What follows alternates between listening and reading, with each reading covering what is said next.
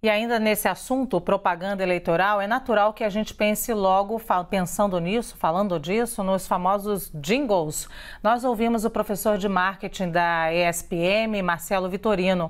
Para ele, os jingles são responsáveis por traduzirem um pouco da emoção das campanhas. Vamos ver. Ele leva o eleitor para o ambiente emocional da campanha. Então, se você tem um jingle rápido, você quer imprimir que aquela candidatura vai se mexer e é uma candidatura de transformação.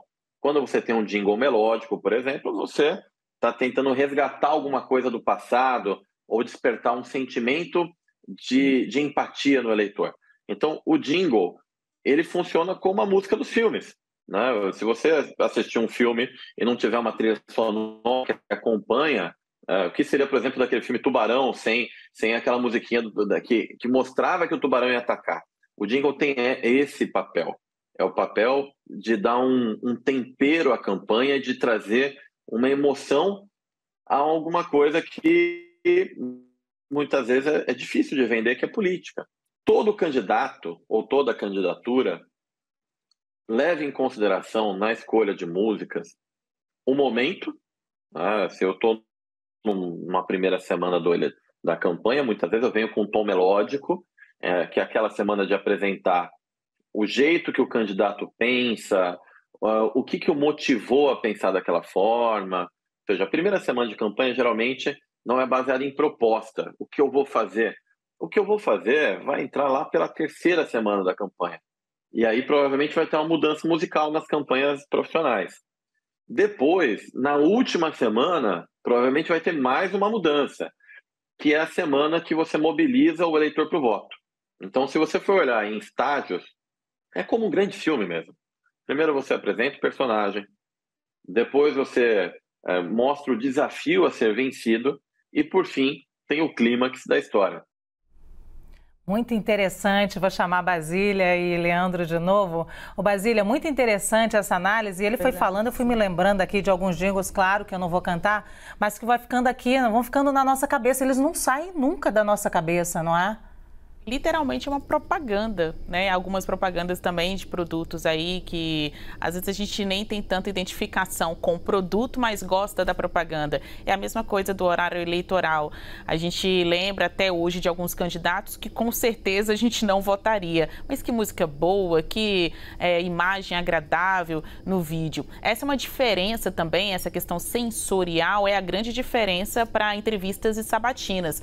As entrevistas e as sabatinas têm um comandante, que são os jornalistas, que é o veículo de comunicação, mas nas propagandas eleitorais, não. Ali, com jingle, com Photoshop, é um ambiente sob controle, em que o candidato pode navegar de uma maneira melhor, falar o que quiser, né, se fazer mais palatável para o eleitorado, sem aquelas perguntas que vão a queima-roupa e tiram, né, a estabilidade do candidato. Tanto é que a gente tem aí para o próximo debate a confirmação de Lula e dos outros presidenciáveis que estão em terceira, quarta colocação nas pesquisas, mas a do presidente Jair Bolsonaro não. Ele esteve na entrevista no início da semana, mas ainda não disse se irá de fato no debate eleitoral. Mas quanto ao horário eleitoral e gravação de propagandas e tudo mais, ele está presente.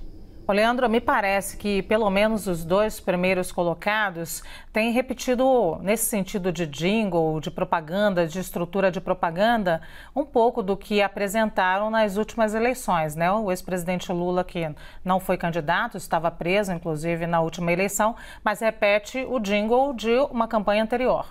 Pois é, e quem puxou isso foi a Janja, né, a esposa dele, que trouxe de volta esse jingle. O presidente Jair Bolsonaro também já colocou uma música ali para colocar na mente das pessoas. É um componente do marketing político e é relevante porque faz história, gruda na cabeça das pessoas. Você estava falando, Luciano, eu me lembrei, enquanto você falava, eu lembrei de dezenas, né, de jingles aqui. A minha memória, infelizmente, guarda muita coisa que nem sempre ajuda. Mas, enfim, lembrei de de vários aqui, depois no Zap vou te mandar um que eu me lembrei interessante do Rio de Janeiro. Mas, enfim, vou trazer só um outro ponto, né, olhando para a questão de rede social, mas o Vitor Piaia, que conversou hoje com o Daniel Adjuto, com a Marcela Raal, eu conversei com ele no começo desse mês para falar sobre a capacidade de Lula e Bolsonaro de furarem as suas bolhas nas redes sociais. Esse é um desafio, porque são duas candidaturas muito cristalizadas que têm bolhas. Bolhas é aquele grupo de eleitores que está com o Lula, está com o Bolsonaro,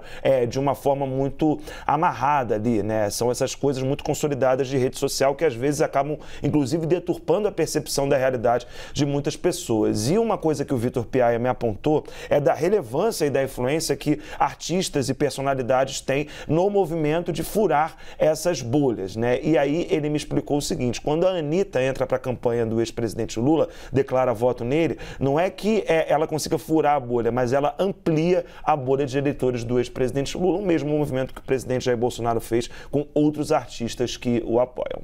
Pois é, Basília, até ainda nesse sentido, a gente trouxe aqui essa questão dos influenciadores, ainda nesse sentido é uma eleição diferente, né? A de 2018, é claro, também foi diferente, mas nessa agora a gente tem mais elementos para análise, porque antes a gente tinha os artistas que apoiavam o candidato, o ex-presidente Lula tem uma classe artística muito, que o apoia muito. Agora, a gente nesse momento tem influenciadores, são pessoas que têm milhões de pessoas, milhões de seguidores, então tem influência sobre muitas outras pessoas.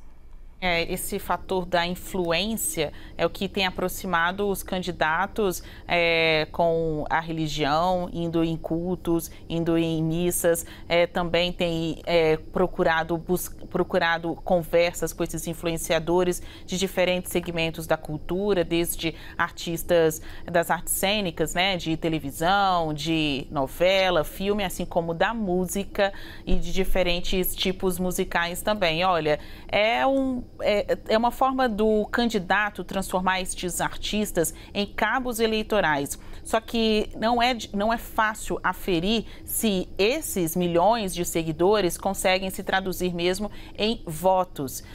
Não tem essa proximidade, não é tão certa esta estratégia. É mais uma das estratégias, não chega a ser decisiva. O importante mesmo nas redes sociais é como o candidato fala para o eleitorado, como o candidato fala para o internauta. Recentemente, André Janones, que já foi candidato à presidência da República e hoje está com Lula, foi às redes sociais puxar a orelha da campanha petista e dizer que Lula precisa ir para o chão de fábrica, né? Falar com os operários que hoje estão nas redes sociais. Então, é importante a participação desses influenciadores, eles se multiplicam, viram cabos eleitorais, mas o mais importante é como o candidato fala diretamente com o seu público. Janones ainda privilegiou o Facebook, falou, o chão de fábrica está lá no Facebook, são os trabalhadores usam o Facebook. A gente volta para discutir mais.